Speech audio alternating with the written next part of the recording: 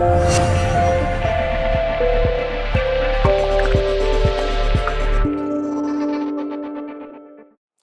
tema que vamos a tratar, como sabéis, es la homosexualidad. En esta ocasión la vamos a dar en dos partes. Como ha dicho Juana Mari, él va a tratar la parte ética y espiritual y yo voy a tratar la parte científica. Es un tema muy controvertido, el de la homosexualidad. Mucho es lo que se lleva dicho y escrito sobre la cuestión que nos ocupa. Y la mayor parte de lo dicho simplemente es mentira. Existen innumerables prejuicios sobre la homosexualidad, lo que hace variar las afirmaciones que se hacen de ella, según quien sea el afirmante. Hoy voy a tratar de desmenuzar un poco este tema de la forma más objetiva posible. Son muchos los que lo tratan desde la distancia, como si no les afectase. Otros lo tratan como quien mira por encima del hombro a los homosexuales, otros como compasión, con compasión hacia ellos, y otros empiezan diciendo que tienen muchos amigos gays o familiares gays cercanos, como forma de crear cierta empatía, ¿no? Yo ni soy gay, ni conozco muchos homosexuales, ni los miro por encima del hombro, ni les tengo compasión, ni los puedo mirar nunca desde la distancia. En realidad me ha costado muchísimo trabajo sacar adelante esta charla, porque cómo se demuestra lo que es evidente, que el color blanco es de color blanco. ¿Cómo lo explicamos eso? Que las piedras están duras, que el agua es mojada, o que entre los humanos las preferencias sexuales pues simplemente no son solo dos. Simplemente esas cosas son así desde siempre y siempre van a permanecer así. El blanco siendo blanco, las piedras duras, el agua mojada y el humano gustándole el sexo opuesto, el propio, los dos o ninguno de ellos. Nadie se pregunta por qué el agua está mojada, pero sí nos preguntamos por qué existe la homosexualidad. Nos preguntamos cosas evidentes y cosas que son lo más natural del mundo. ¿Por qué lo hacemos? Pues porque nos han enseñado desde pequeños. ¿Y quién nos ha enseñado? Nos han enseñado los religiosos, los políticos de muchos signos, educadores mal informados, padres ignorantes y un suma y sigue de una sociedad que está llena de prejuicios. Y quiero pensar de ignorancia, porque si no hay ignorancia solo puede ser maldad. La homosexualidad ha existido siempre, lo que hace pensar que va a seguir existiendo. No sé por qué no se dan cuenta desde ciertos sectores que hasta le quieren buscar una cura. Se han encontrado casos muy bien documentados desde la más lejana antigüedad. El lugar del homosexual en la sociedad y su percepción cambia muchísimo entre las sociedades y la época. En la Grecia antigua, por ejemplo, se consideraba normal que un muchacho, entre la pubertad y el crecimiento de la barba, fuera el amante de un hombre mayor. Este hombre mayor, a su vez, se ocupaba de la educación política, social y moral y científica del amado. Pero, sin embargo, se consideraba más extraño que dos hombres adultos mantuviesen una relación amorosa. Aunque tampoco era extraño, el mismo Patroclo y Aquiles, pues eran pareja. Lo podemos ver en la película esta de Brad Pitt, ¿no? Cuando se habla de la homosexualidad en los ejércitos de la antigua Grecia, se menciona principalmente a la tropa sagrada tebana, que eran 130 parejas de homosexuales. Pero no está ahí el único ejemplo. Las relaciones homosexuales eran frecuentemente utilizadas en el adiestramiento militar como medio para mantener la moral y fortalecer los lazos y el espíritu de combate de la tropa en tiempos de guerra. ¿Por qué es esto así? Porque me imagino que no se lucha igual si están matando a tu lado al cabo Martínez que si el cabo Martínez es tu marido y lo están matando. Entonces crea un factor de cohesión. Cabe destacar el hecho de que ser pasivo en aquella época no era bien visto socialmente. Se consideraba que serlo significaba ser intelectualmente inferior, más inexperto que el que asumía el rol de activo. También es destacable que la homosexualidad femenina no estaba bien vista. La máxima griega era, a este respecto, que la mujer era para la reproducción, pero el hombre era para el placer. Se reconocía que era necesario preservar la estirpe, la especie, claro, pero que solamente se podía encontrar el placer máximo en la relación íntima con otro hombre, ya que el hombre se consideraba un ser más perfecto que la mujer. Por lo tanto, la unión entre dos hombres era la máxima perfección en cuanto al amor. La homosexualidad en aquella época, a pesar de estar ampliamente difundida y admitida, no era entendida tampoco exactamente como hoy. Como hemos dicho, la mayoría de las veces la relación era entre un muchacho y un hombre adulto. Esto hoy se llama pederastia y está castigado por la ley. Por lo tanto, nada que ver con la homosexualidad de hoy. Los poetas latinos de la época dan por hecho que todos los hombres sienten un deseo sexual hacia otro hombre en algún otro momento. Ejemplos de poetas en la literatura que tienen alguna obra que alaban estas relaciones homosexuales son Cátulo, Horacio, Virgilio u Ovidio. Pasaba lo mismo en la antigua Roma. Si bien algunos autores como Tácito o Suetonio contemplaban la homosexualidad como un signo de degeneración moral e incluso de decadencia cívica, era relativamente frecuente que un hombre penetrara a un esclavo o a un joven, mientras que lo contrario era una desgracia.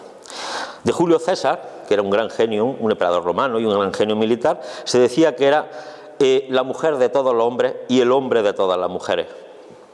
Tanto a Marco Antonio como a Octavio, este último, después lo llamaron César Augusto, se les señaló que tenían amantes masculinos.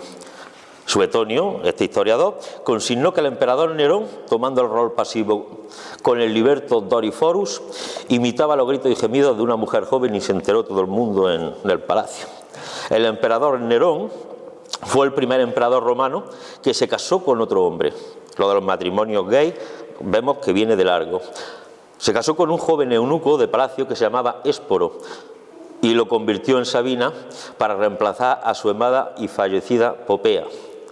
También el emperador Galba se sentía atraído por hombres pero siempre que fuesen fuertes y experimentados. En muchas ocasiones se informa, además, hay muchos escritos sobre esto, que los soldados eran asaltados sexualmente por sus oficiales superiores en la Roma.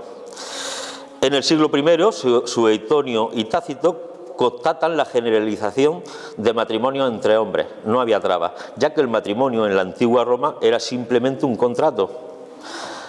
Edward Gibbon, un historiador inglés, en el año 1776 confirma que de los 12 primeros emperadores, solo Claudio no era homosexual, o cuando menos bisexual, pero que además lo criticaban por ello. Cabe destacar al joven emperador Heliogábalo, conocido por sus numerosos amantes, y porque se casó 2 veces vestido de mujer, adoptando así el rol pasivo que se entendía en aquella época. Son múltiples las anécdotas sobre su comportamiento lascivo de Heliogábalo. Los soldados de su guardia personal, por ejemplo, los elegían las termas, los llamaban rabos de burro. Ya sabéis por qué.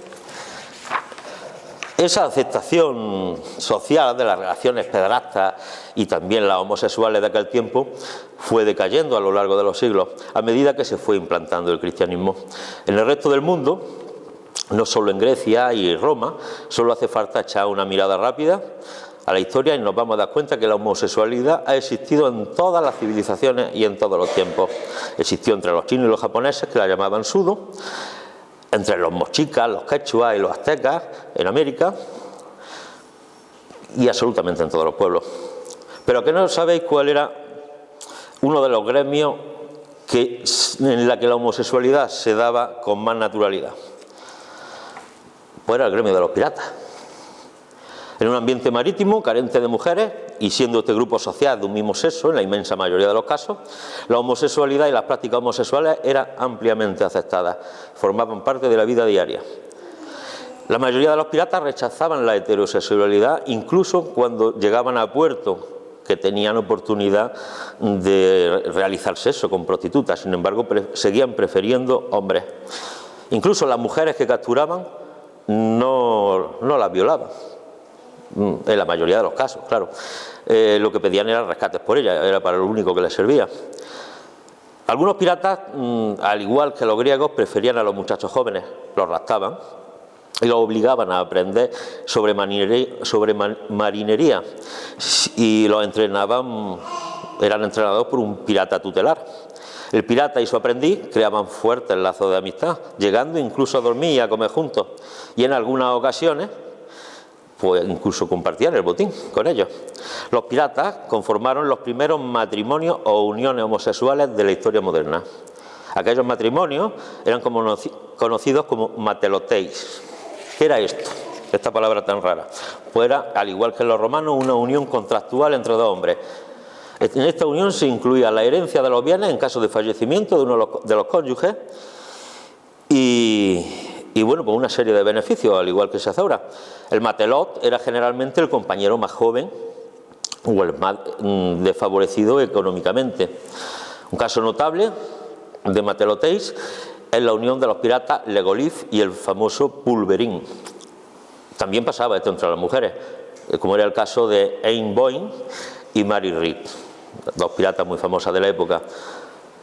Bueno, una vez que nos hemos paseado un poco por la historia, vamos a intentar descubrir si la homosexualidad se puede explicar desde una causa religiosa, fisiológica, médica o psicológica. Esto es bastante controvertido, pues los científicos no se ponen de acuerdo e incluso en nuestros días hay quien considera una enfermedad este tema y además propone ponerle tratamiento y cura. Hay varias hipótesis tradicionales sobre la conducta del homosexual. Los religiosos, por ejemplo, opinan que el comportamiento se da por decisión personal y una intención deliberada de pecar. Los biólogos piensan que la homosexualidad simplemente se debe a un origen genético. Los psicólogos opinan que la educación y las condiciones psicoafectivas y ambientales contribuyen a las tendencias homosexuales del individuo. Entonces, desde el punto de vista del religioso, el homosexual es culpable de su comportamiento, mientras que desde el punto de vista del biólogo, el homosexual es una víctima de su herencia.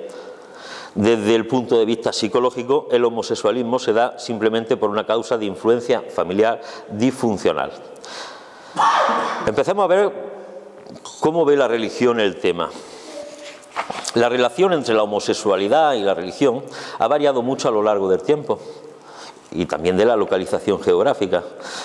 Tanto así que si al principio los cristianos los quemaban vivos, a los homosexuales o los torturaban hasta la muerte, la cosa pues se fue suavizando, fue mejorando y ya luego pues solo los excomulgaban por herejía, ¿no? Y hoy dicen casi todos los príncipes de la Iglesia y casi todos los pastores, o al menos casi todos los que yo he escuchado, que oran por ellos y más si se arrepienten y dejan de pensar en sexo y de practicar sexo, ¿no? Yo creo que a este ritmo de aceptación que van teniendo tan acelerado, incluso va a llegar el día de que les den la comunión sin ponerles pegas, o incluso que les dé la comunión a algún homosexual en el armario. Pero vamos a dejar de lado la hipocresía de ellos y mi ironía también, y vamos a comentar cómo las doctrinas de las mayores religiones del mundo contrastan de manera muy significativa. En el cristianismo existe a día de hoy desde una desmotivación discreta sobre actividades homosexuales hasta la prohibición explícita de la práctica del matrimonio entre personas del mismo género y la oposición social activa a la aceptación de la homosexualidad. La mayoría de las denominaciones cristianas, y muy especialmente las mayores de ellas, como son la Iglesia Católica y la Iglesia Ortodoxa, rechazan de plano la práctica de relaciones homosexuales basándose simplemente en la tradición cristiana que hay al respecto, como asimismo en la interpretación tradicional y literal de los textos del Antiguo y del Nuevo Testamento sobre el tema, ¿no? Consideran como pecaminosa esta orientación, o al menos la califican como objetivamente desordenada. Por ejemplo, la Iglesia de los Santos de los Últimos Días y las denominaciones evangélicas adheridas al movimiento del fundamentalismo cristiano, esas rechazan cualquier aproximación que no sea condenatoria al tema de la homosexualidad. Desde hace varios años se está luchando por dar a conocer interpretaciones bíblicas menos literales que las que pone la Biblia, que sean más abarcativas y que van en consonancia con el espíritu menos discriminatorio por parte de otras iglesias, generalmente en el ámbito protestante.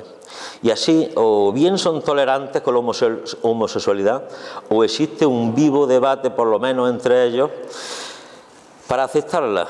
Esto pasa sobre todo en las iglesias bautistas y presbiterianas. También laicas aceptan plenamente el hecho y la práctica homosexual e incluso bendicen uniones matrimoniales de este tipo de congregacionalistas, como son los unitarios universalistas. Otras, como la Iglesia presbiteriana ortodoxa, declaran que tan solo el acto sexual es el pecaminoso. Luego hay una serie de sectas, por ejemplo, como Radical Faith, que estas lo que hacen es, dentro de ser cristianos, pero estas fomentan la homosexualidad. o algunas religiones como la cienciología, que la conoceréis por Tom Cruise, ¿no?, que junto con las otras confesiones cristianas declaran que la homosexualidad es una enfermedad y que se puede subsanar o corregir a través de la fe religiosa y de la práctica heterosexual. A mí lo que me parece increíble, tantas interpretaciones diferentes con las que se supone que debe ser la misma Biblia, ¿no?, y que todo sea palabra de Dios, porque afirman hechos totalmente diferentes. Vamos a dejar el cristianismo y vamos a ver cómo la trata el budismo, ¿no? Entre los budistas existe diversidad de opinión sobre la homosexualidad, porque el budismo lo que enseña es que el goce sensual, el deseo en general y la sexualidad en particular son obstáculos para encontrar la iluminación o el nirvana, como lo queráis llamar. Las órdenes budistas contemporáneas, por lo general, prohíben la transexualidad y la sexualidad activa en las ordenaciones religiosas, pero sí aceptan la homosexualidad entre los laicos. Yo personalmente he podido ver entrevistas del actual Dalai Lama en la que afirma de que es un tema que solamente concierne al individuo, que no se meten en la sexualidad de nadie. Claro, de los laicos estamos hablando, de los religiosos sí, no pueden practicarla. En el islamismo, sin embargo, las opiniones islámicas sobre la homosexualidad son tan variadas como las otras religiones mayoritarias y han sufrido modificaciones a lo largo de la historia. El Corán y el Hadith contienen condenas expresas de los actos sexuales entre personas del mismo sexo. 2 suras citan la historia del pueblo de Lot, también conocidos por los sodomitas, quienes fueron destruidos por participar en actos homosexuales, quebrantando las leyes judías de la hospitalidad para con los extranjeros. El castigo legal para la sodomía ha ido cambiando según las escuelas jurídicas. Algunas prescriben la pena capital, o sea, la muerte, ¿no?, mientras que otras prescriben un castigo discrecional menor. La homosexualidad es considerada un delito y está prohibida en la mayoría de los países islámicos. En Arabia Saudí, en Irán, en la mayoría, aunque algunos países islámicos, sobre todo los que aceptan la multirreligiosidad en su territorio, como Argelia, Túnez, Indonesia o Turquía, en eso hay algo más de tolerancia. El judaísmo, por ejemplo, la homosexualidad en el judaísmo, ese es un tema también muy controvertido y de debate interno dentro de sus filas. Las primeras referencias se remontan al libro bíblico del Levítico, que describe las relaciones sexuales entre varones como una abominación y que podría ameritar la pena capital.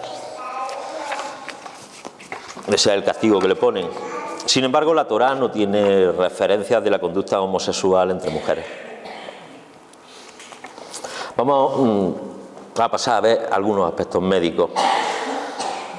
En tiempos recientes el acento se está desplazando hacia lo puramente biológico y se ha comenzado la búsqueda científica de diferencias genéticas o estructurales entre las personas homosexuales y las heterosexuales. Esta es una investigación que está plagada de dificultades, ya que ha de tener siempre en cuenta el origen multifactorial de la conducta humana.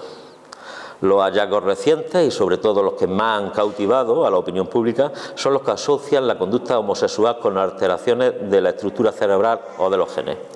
Simon Levine, un científico estadounidense conocido por sus estudios sobre la orientación sexual, en el año 91 publicó un estudio llamado Una diferencia de estructura hipotalámica entre homosexuales y heterosexuales. Su trabajo analizó el desarrollo de los llamados núcleos intersticiales, que son 4 grupos de neuronas que están en la zona anterior del hipotálamo. Descubrió que de los 4 núcleos, el núcleo número 3 era menor en los varones homosexuales que en los heterosexuales. Por otra parte, ya era sabido que también era menor en las mujeres que en los varones. Sin embargo, este estudio no es definitivo. El número de cerebros estudiados era pequeño. Quiero recordar que eran 19. Y casi todos provenían además de enfermos de SIDA. Queda por establecer si esta alteración morfológica es un rasgo constitucional del homosexual y no es un efecto de la infección por VIH. Luego se demostró que hay también otras estructuras del cerebro humano, como el cuerpo calloso o el núcleo supraquiasmático, que muestran diferencias de tamaño también vinculadas a la orientación sexual. Este estudio obvia que el cerebro es un órgano de enorme plasticidad y que es capaz de modelarse morfológicamente para adaptarse mejor a las actividades a las que es sometido. O sea, sufre cambios en función de los estímulos que recibe. Dicho con otras palabras, ¿se encuentra este tercer núcleo alterado de forma congénita dando lugar a la homosexualidad o es la actividad homosexual la que altera el tamaño de este núcleo disminuyéndolo? Por otra parte, ¿qué pasa entonces con la homosexualidad femenina? ¿Desarrollaría entonces la homosexualidad femenina al doble de su tamaño esta zona cerebral, al contrario de lo que pasa con el hombre y en los bisexuales? Por lo tanto, un estudio incompleto. Dado que hay una variedad grandísima de teorías de por qué se es homosexual, y ya que muchas están condicionadas por la subjetividad del autor o de quien pague el estudio, yo voy a explicar la cual me parece más razonable desde mi profano punto de vista. Eso sí, voy a procurar ser objetivo y tener por seguro que no estoy controlado por ninguna universidad con influencia religiosa y que nadie paga este estudio, que está sacado simplemente de mis apuntes de psicología, de medicina y a partir de decenas de consultas a San Google y a Santa Wikipedia Martí, patrona de los ignorantes. El fundador del Banco de Cerebros de la Universidad de Ámsterdam mencionó que en la orientación sexual intervienen gran cantidad de factores genéticos y hormonales, pero hace hincapié en que durante los 6 últimos meses del embarazo se establece una impronta de carácter sexual en el encéfalo. Durante la gestación, el embrión crece y al mismo tiempo se va diferenciando los órganos. Quienes tengan 2 cromosomas X, esos van a ser mujeres, y el que tenga XY, ese va a ser hombre. Todos los órganos van a ser feminizados o masculinizados, principalmente el cerebro, como resultado de la acción de la testosterona o de la falta de ella. La diferenciación genital, en cambio, se produce durante el primer trimestre de la gestación, mientras que la cerebral ya hemos dicho que es entre el segundo y el tercero. Como estos procesos no ocurren a la vez, lo que puede suceder es que se desarrolle un cerebro de hembra humana en un feto con genitales de macho, o viceversa. Un cerebro femenino, independientemente del sexo genital de la persona, determinará entonces una orientación sexual hacia el hombre. Del mismo modo que un cerebro masculino tendrá una orientación sexual hacia las mujeres. La orientación sexual viene entonces dada antes del nacimiento, por las hormonas que actúan sobre el cerebro de las embarazadas. En la infancia, al llegar a la infancia y a la adolescencia, las hormonas sexuales desarrollan los caracteres sexuales, el vello, el cambio de voz, la contextura física, y activan la orientación sexual establecida prenatalmente, pero no pueden modificarla. Esta teoría está demostrada con mamíferos, no con humanos, y se cree que explica la mayoría de los casos de la homosexualidad.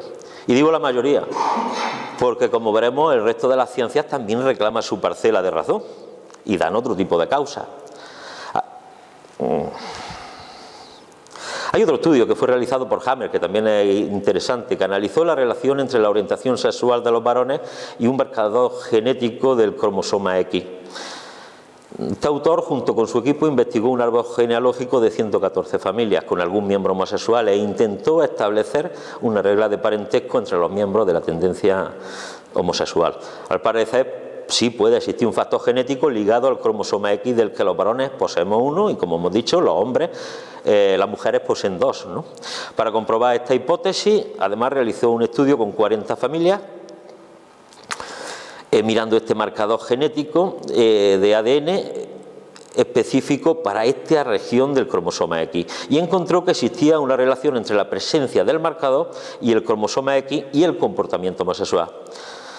Lo que pasa es que este estudio no explicaría por qué en el caso de los gemelos idénticos que tienen idéntica genética, solamente en un 50% de los casos, si uno cae el otro también lo es. Los gemelos idénticos no tienen por qué seguir los dos y tienen la misma genética y los mismos marcadores genéticos. En el caso de los mellizos, para que por curiosidad lo sepáis, el porcentaje de ser gays, y contrario de los gemelos, el porcentaje de ser gay disminuye solamente un 20%. Y en general, donde hay un gay en una familia, tienen más posibilidad, de lo normal, de ser gay otros hermanos varones, ¿no? Los varones. Este estudio no significa que se ha identificado el gen de la homosexualidad, como mencionaba antes. Dada la complejidad de la conducta sexual, es muy improbable que la orientación sexual masculina dependa solamente de un gen.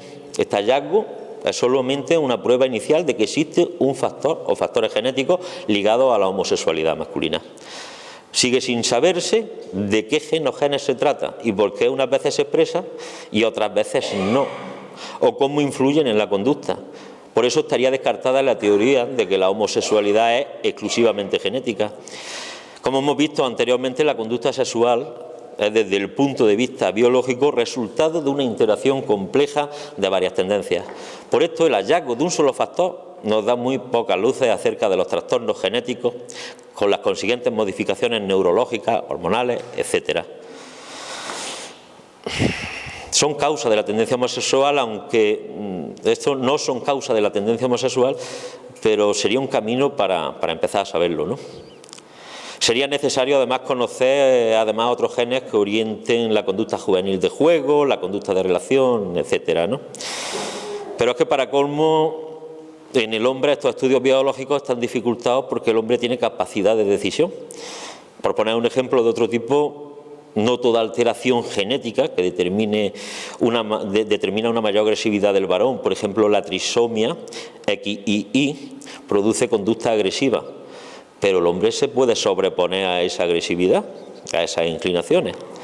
Se trata en suma de estudios que son extraordinariamente difíciles y que no parecen que vayan a tener respuesta a corto plazo, ¿no? Y así es como lo ve la biología y la medicina, ¿no? Vamos a ver cómo lo ve la psicología, ¿no? Para la psicología, en cambio, la orientación sexual no tiene nada que ver con la genética o con ningún factor en la naturaleza que determine que a los varones deben atraerle las mujeres y a las mujeres les deban atraer los hombres, ¿no? No es una elección voluntaria para los psicólogos, sino inconsciente. El desarrollo psicológico humano no consiste en la simple interacción de inclinaciones innatas y de decisiones libres. Interviene también la educación en la psicología, ¿no? En el terreno de la sexualidad, dentro de la influencia educativa, debemos contar el desarrollo psicoafectivo, en el que influye decisivamente el ambiente familiar. De hecho, se ha postulado como una de las posibles causas de la homosexualidad psicológica, en este caso, la existencia de psicopatología familiar. Por ejemplo, una madre hiperprotectora o un padre indiferente. Esto lo postulaba ya Freud, ¿no?, con el complejo de Edipo. El complejo de Edipo es el concepto central de la teoría psicoanalítica. En un corto resumen, Freud define el complejo de Edipo como un deseo inconsciente de tener relaciones sexuales con el progenitor del sexo opuesto y de eliminar al padre del mismo sexo. El complejo de Edipo se desarrolla entre los 3 y los 6 años de edad, pero se revive en la pubertad. Esta reaparición termina a su vez en la elección del objeto de su amor, comenzando la sexualidad adulta. En el caso de los homosexuales, en vez de elegir al padre del sexo contrario, eligen al de su mismo sexo. Pero esa elección dependería más del tipo de vínculo de cada uno que de los instintos o de la naturaleza de cada cual. De todas maneras, Freud decía que intentar transformar a un homosexual en heterosexual es tan imposible como intentar transformar un heterosexual en homosexual. Hay un estudio interesantísimo de Evelyn Hocker que cambió el curso de la historia. Esta fue una psicóloga estadounidense y es muy conocida por un artículo de investigación que hizo en el año 1957. La adaptación del varón abiertamente homosexual se llamó, en el que realizó pruebas psicológicas a grupos de personas homosexuales y heterosexuales.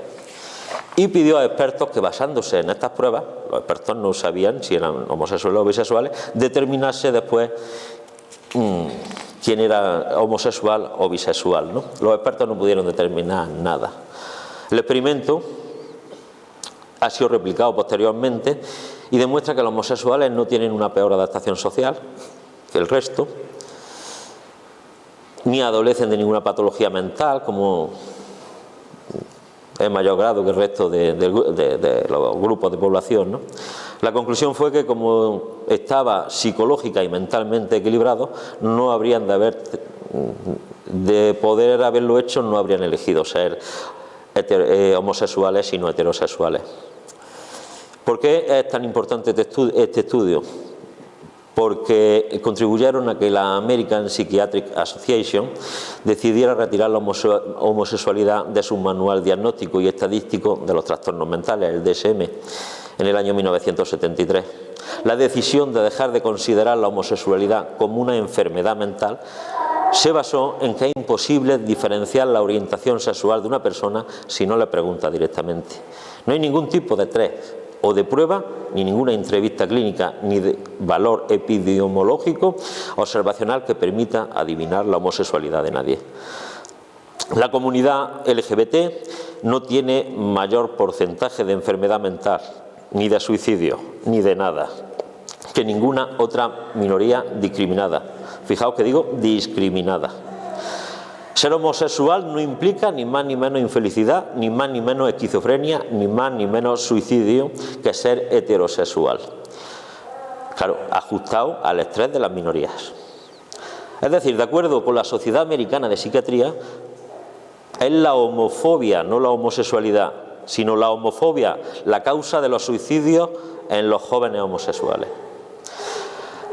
Las últimas teorías respecto a la influencia ambiental sobre la génesis de la homosexualidad afirman que es un predictor de homosexualidad la disconformidad de género. Es decir, que los niños que no aceptan su rol social, el aceptado para su género, es más probable que acaben siendo homosexuales. Estamos hablando de los típicos niños que juegan con muñecas o de las típicas niñas que le van los deportes. El tema es que no aceptan su rol de género, ¿no? Tienen más posibilidades, no quiere decir que vayan a terminar siendo homosexuales. En resumen, no se sabe, faltan muchos estudios, sobre todo con mujeres homosexuales, porque cuando se habla de homosexualidad casi todos los estudios están referidos al hombre. No se puede extraer una conclusión.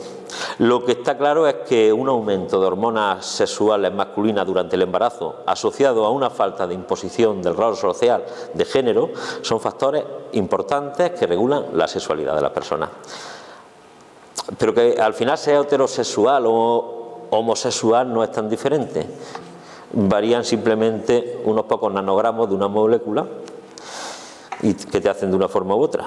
La homosexualidad no existe, sino que la sexualidad humana es algo muy complejo, que está lleno de matices y que en realidad escapa a la típica concepción binaria hombre-mujer. Vamos a ver cómo es la homosexualidad en los animales. En una simplificación podríamos decir que es homosexual la persona que en su tendencia y comportamiento sexual muestra inclinación hacia personas del mismo sexo. Por tanto, algunos científicos no contemplan la homosexualidad en animales, pues se habla de personas. Afirman que por razones de supervivencia, el instinto reproductor de los animales siempre se dirigen hacia individuos del sexo opuesto. Por tanto, el animal nunca puede ser propiamente homosexual. Sin embargo, la interacción con otros instintos, especialmente el de dominio, puede producir conductas que se manifiestan como homosexuales. Tales conductas no equivalen a una homosexualidad animal, dicen. La conducta sexual animal incluye, además de la reproductora, otras dimensiones. El caso es que esto no implica que su conducta sea exclusivamente heterosexual. En la conducta sexual animal intervienen factores conductuales distintos a los meramente reproductivos. Y es cierto que pueden intervenir el juego durante la edad juvenil, como en los primates, o las conductas de sometimiento, como en la edad adulta, como en los cánidos, ¿no? Además, la vida en cautividad, al suprimir muchos estímulos de la vida silvestre, propicia una mayor frecuencia de conductas sexuales entre individuos del mismo sexo y hasta de distintas especies, sino que le pregunten a los ganaderos, ¿no? Existe, por tanto, una interacción de varios impulsos instintivos y circunstancias ambientales que terminan configurando el comportamiento sexual animal. Esto es lo que piensan algunas disciplinas científicas sobre la homosexualidad animal. Ahora nos vamos a extender un poco más y demostrar que no es tan así. Porque la homosexualidad y la bisexualidad sí están presentes en el reino animal, eso sí, en una proporción variable según la especie, y toman muchas formas distintas incluso dentro de la misma especie. como la relación sexual, el cortejo, el afecto, la unión de la pareja, la crianza de los hijos, y ha sido observado a través de las investigaciones desde en primates hasta en parásitos intestinales. Está bien documentado en más de 1.500 especies. Según una investigación de la Universidad de California, todas las especies animales analizadas en dicho estudio mostraron comportamientos homosexuales. Y esto no significa que todos los ejemplares de cada especie sean homosexuales, sino que en cada especie estudiada han encontrado ejemplares homosexuales. Las preferencias y motivaciones de los animales siempre son inferidas a partir de su comportamiento, por lo que el comportamiento homosexual ha recibido una serie de nombres distintos a lo largo de los años. Pero el uso correcto de homosexual en un animal es el animal que exhibe un comportamiento homosexual, simplemente. Este es el empleado por las investigaciones modernas, y así se emplea este término. El término homosexualidad sirve para definir cualquier comportamiento sexual entre animales del mismo sexo, tal como copulación, estimulación genital, juegos de apareamiento y exhibiciones. No existen especies para las que no se hayan encontrado comportamientos homosexuales, eso sí, con excepción de las especies que nunca tienen sexo, como puede ser el erizo de mar o los áfidos, ¿no? Os voy a comentar casos de homosexualidad animal, los más típicos, ¿no? Por ejemplo, el bonobo. El bonobo es la especie de primate que más se nos parece. Comparte con nosotros hasta un 98% de ADN. Pues es la que posee mayor tasa de comportamiento homosexual, siendo una especie completamente bisexual. El bonobo, que por cierto está en extinción, tiene una sociedad matriarcal. Eso es inusual entre los simios. Es completamente bisexual. Tanto los machos como las hembras realizan actos tanto heteros como homosexuales, siendo particularmente notable el lesbianismo. Aproximadamente el 60% de la actividad sexual en esta especie es entre dos o más hembras. Esto pasa de mayor o menor medida, pasa en todos los grandes simios, incluido el hombre. Nos vamos a ir saltando cosillas porque si no se va a hacer muy largo. Podríamos hablar de 1.500 especies, el elefante, por ejemplo el perro. El perro está científicamente probado en numerosos estudios de investigación de que existe homosexualidad, tanto en machos como en hembras, ¿no? Y eso lo podemos ver cualquier día por la calle, un macho montando a otro macho. Y no siempre es por dominancia. A mí me llama mucho la atención, por ejemplo, en las aves, ¿no? Los patos, ¿no? Los patos forman parejas macho-hembra solo hasta que la hembra pone los huevos. Y en ese momento el macho abandona a la hembra. Estas aves tienen tasas de actividad sexual entre machos que son inusualmente altas para las aves. Llegan hasta el 19% de los pares de población. Los cines negros, otro caso similar, ¿no? Se dedican a robar huevos de los nidos de las hembras, ¿no? Me estoy refiriendo a pares machos, ¿no? Le roban los huevos o bien engañan a una hembra, cortejan a una hembra hasta que pone los huevos, pero una vez que pone los huevos la echan del nido y los crían ellos. Y lo curioso que además estos cisnes jóvenes que nacen pues viven más que los criados por parejas heterosexuales. ¿Por qué? Porque son dos machos para defender el territorio, por lo tanto tienen más territorio para comer y lo sacan adelante mejor. Curioso. Los pingüinos, por ejemplo, ¿no? Los pingüinos a principios de febrero del año 2004, el New York Times informó que había un par de pingüinos barbijos, machos, del Zoo Central de Nueva York, que habían formado pareja y que incluso habían criado con éxito un polluelo hembra a partir de un huevo. Luego se informó también de que eso no solamente se veía allí con normalidad, sino que además que cuando no podían robar un huevo de hembra, cogían una piedra y lo empollaban. Los pingüinos, para que no lo sepa, se unen de por vida, sean homosexuales o no, se unen de por vida. Y además hay muchos estudios sobre ello y está demostrado que el que está con un macho, aunque lo ponga solamente con hembra, no vuelve con hembra, busca a su macho. Curioso también el caso, por ejemplo, de los buitres, ¿no? En el 98 hubo dos machos buitres leonados, que se llamaban Daisik y Yehuda. Esto era en el Zoológico Bíblico de Jerusalén y participaban en un programa que se llamaba Sexo Abierto y Lleno de Energía. Construyeron un nido. Los encargados de la pareja le pusieron un huevo artificial. y los dos padres se turnaban para incurvarlo. Y 45 días después, el zoológico sustituyó el huevo artificial por un buitre bebé. Pues los dos buitres machos criaron al buitre, que por cierto era hembra, adoptiva juntos. Algunos años más tarde, sin embargo, uno de los buitres se lió con una hembra. Y el otro pilló tal depresión que lo tuvieron que sacar de la pajarera y llevarlo a otro sitio. Y también se lió con una hembra, al final. En los insectos también hay. Tenemos el caso, por ejemplo, de la libélula. La libélula tienen como unas pinzas que marcan la cabeza de la pareja, ¿no? Cuando están copulando, ¿no? Pues esas marcas de la cabeza se ven más en machos que en hembras, se ven hasta en un 80% de los machos. Y curiosísimo, por ejemplo, el caso de las chinches. Para que veáis que en todo, en mar, en tierra, en aire, en chinches, en insectos, en todos los sitios hay homosexualidad. Las relaciones sexuales de las chinches, de las camas, las chinches machos, son en un 50% homosexuales, en un 30% con hembras y el 20% restante con lo primero que pillan, con cualquier bicho raro que enganche. Pues así podemos seguir hasta 1500 especies estudiadas. Nos vamos a saltar, porque tenía aquí preparado sobre legislación sobre homosexualidad en el mundo, pero además de largo es triste. Hablar de penas de muerte, hablar de cárcel de por vida, hablar de sometimiento a cura, basada en electrificarte, en cosas de agua fría que lo que te hacen es que te deshacen el cerebro, o sea, de tortura, y además que sea en la mayor parte del mundo, ¿no? Porque aquí estamos muy tranquilos, en esta parte del planeta estamos muy tranquilos porque se trata con cierta normalidad, pero eso no es así en todos los sitios. Te matan por ser homosexual, simplemente es así. Bueno, pues me la salto. Vamos a llegar, para hacer esto más dinámico, y vamos a sacar unas cuantas conclusiones. Yo he oído a veces razonamientos por parte de determinados sectores sociales en contra de la homosexualidad. He oído, por ejemplo, que se dice Dios creó a Adán y a Eva, no a Adán y a Esteban.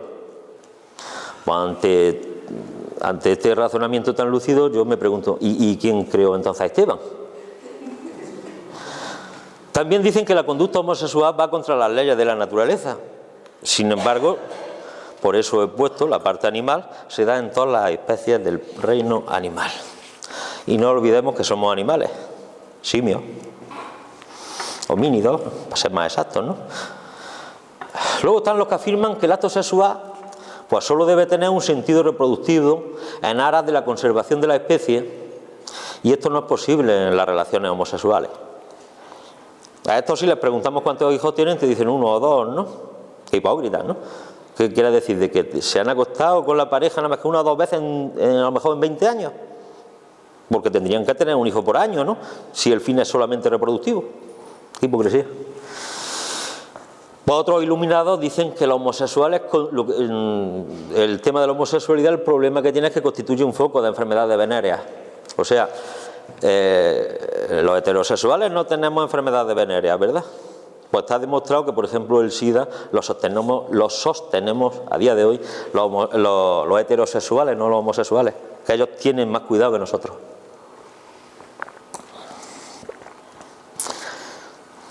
Por otra parte, hay quien afirma que la homosexualidad, pues simplemente que es pecado. Y yo preguntaría, ¿y a quién le hace daño que el vecino del cuarto se acueste con el peluquero? ¿Dónde está el pecado ese que no hace daño a nadie? Luego hay otros que también, que estos son los que tiran de la Biblia.